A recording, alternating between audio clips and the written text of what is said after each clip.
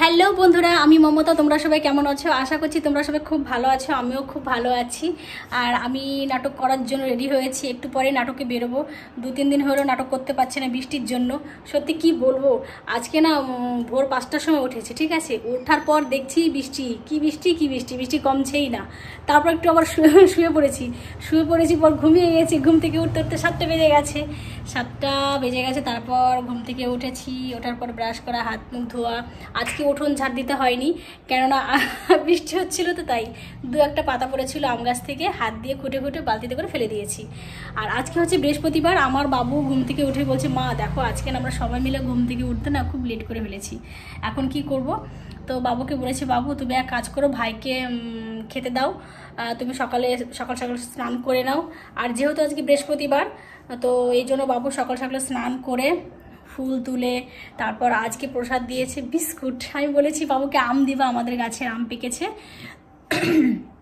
আমগুলো না সব একসঙ্গে পেকে গেছে। তোমাদের দাদাভাই কী করেছে, কার্পেটে আম চাপিয়েছিল। আমাদের ননদ জামাই বাড়িতে এসছে। এবার আমি ভাবলাম যে ননদ জামাই এসছে, একটা একটা করে আম পাকলে ঠিকভাবে দাদাবাবুকে খেতে দিতে পারবো না। একটা আম পাকা খেয়ে কি ভালো লাগে বলো? 2-4টে আম একসঙ্গে কেটে দেবো, তাহলে তো ভালো হবে। তা সেই জন্য তোমাদের দাদাভাই দোকান থেকে কার্পেট এনে কার্পেটে চাপিয়েছিলাম। তো একসঙ্গে সব আম পেকেছে, কিন্তু আমগুলো মিষ্টি হয়নি। যদি মানে ঘরে থেকে থেকে পাকতো তাহলে সেগুলো কালারটাও খুব ভালো হতো, আর খেতেও খুব সুস্বাদু লাগতো।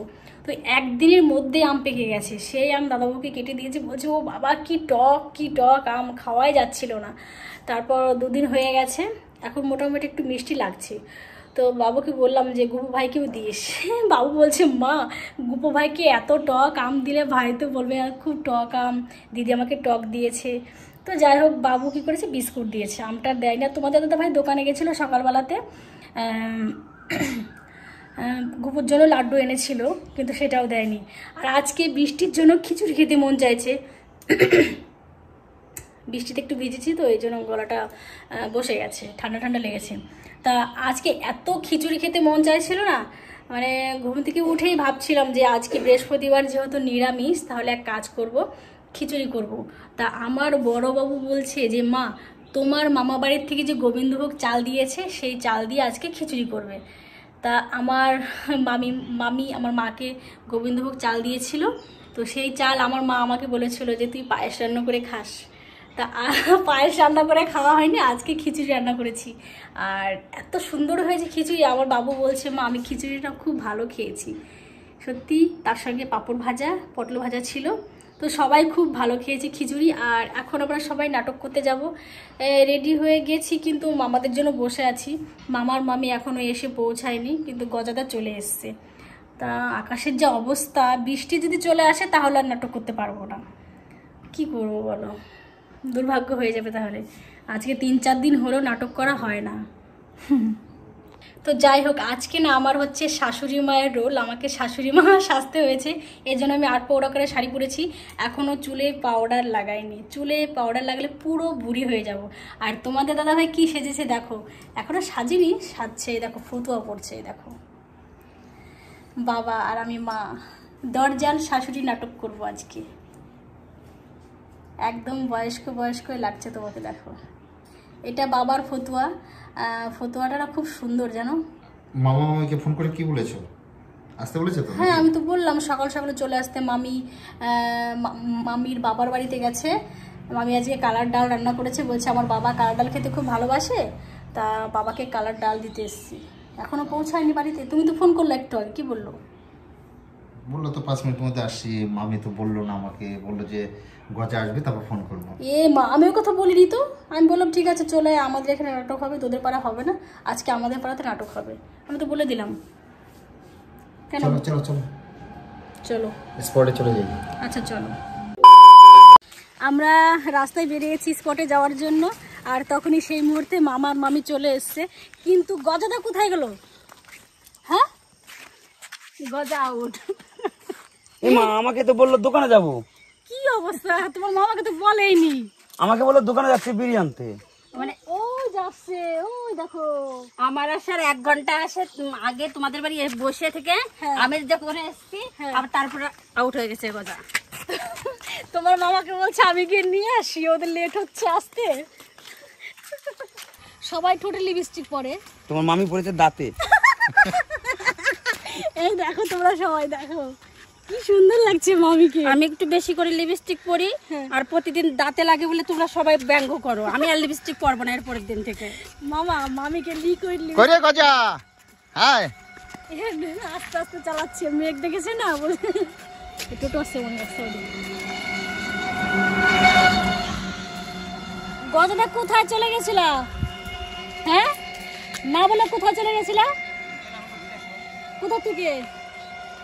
বাড়ি থেকে?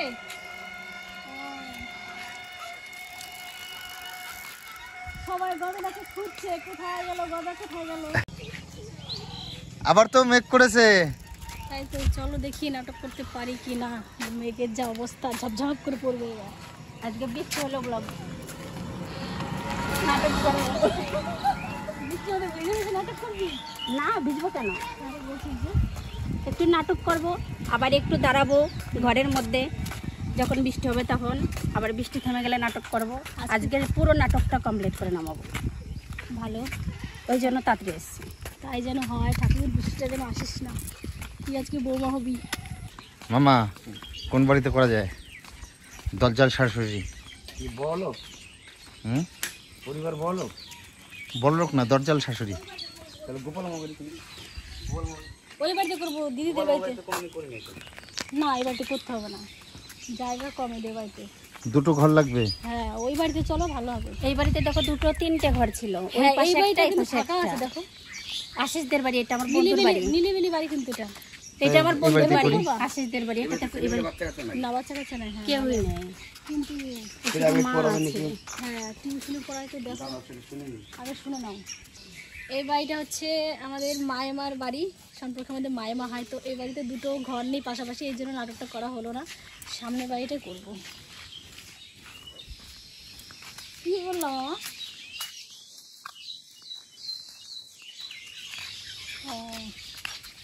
কত তুলেছে চারা, আমি নিয়ে যাবো যাওয়ার সময়। নিয়ে যাবো, তোমার ওইখান থেকে লাগিয়ে দেওয়া ভালো হবে। চলো খেলার মজাটাই আলাদা। বল মনে কি করবো, আমাদের কাজ নেই। হ্যাঁ তাই লুডো খেলি, কাজ নেই যে। ওই দেখো আমার ছোট বৃষ্টিতে কি করবো? বসে বসে লুডো খেলবা, সময় কাটবে না কাকি? হ্যাঁ কি করবো, আর ছেলে কোথায়? কোথায় যাবো, ছেলে কার বাড়ি যাবো, ছেলে কোথায়? ছেলে যে না না আমাদের সে নতুন ছেলে, পুষ্প ছেলে ছেলে চলে গেছে, চলে গেছে। আর কোনো কাজ নেই। তা আমরা এই বাড়িতে নাটক করব। এই হচ্ছে বৌমা। তোমার বৌমাটা হ্যাঁ এত বুড়ি? হ্যাঁ কি বুড়ি নাকি? কোথায় বুড়ি কোথায়? বৌমা? বুড়ি কোথায়? কি সুন্দর এই বৌমা। আমাদের বৌমা। বৌমা পান খেতে খেতে দাঁত গেছে কালো হয়ে। তাই কি হয়েছে, শ্বশুরে এত পয়সা ইনকাম করবে, তবে কোনে